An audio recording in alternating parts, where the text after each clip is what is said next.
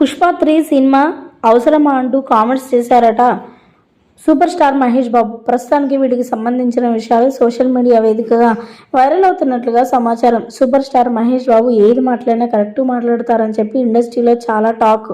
ఎందుకంటే తాను ఏ పని చేసినా చాలా సానుకూలంగా, అవసరాన్ని బట్టి, అంటే తాను చాలా పెద్ద మొత్తాదులో ఆలోచిస్తారని చెప్పాలి.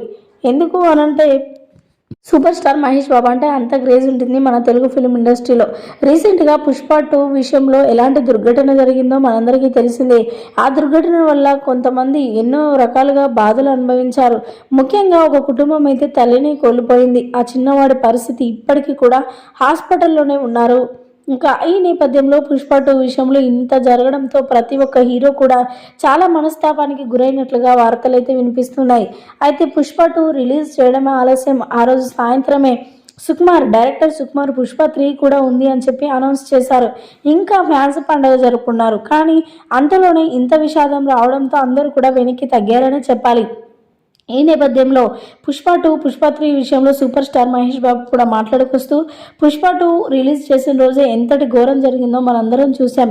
ఇప్పటింతలో పుష్ప 3 షూటింగ్ కానీ దానికి సంబంధించి ఎలాంటి అప్డేట్ కానీ ఏమీ చేయకూడదు అంటూ కూడా ఆ సినిమా ఇప్పుడు అవసరం అంటారా అని కూడా మాట్లాడుకొచ్చారట సూపర్ స్టార్ మహేష్ బాబు. ప్రస్తుతానికి వీటికి సంబంధించిన విషయాలు సోషల్ మీడియాలో వైరల్ అవుతున్నట్లుగా సమాచారం.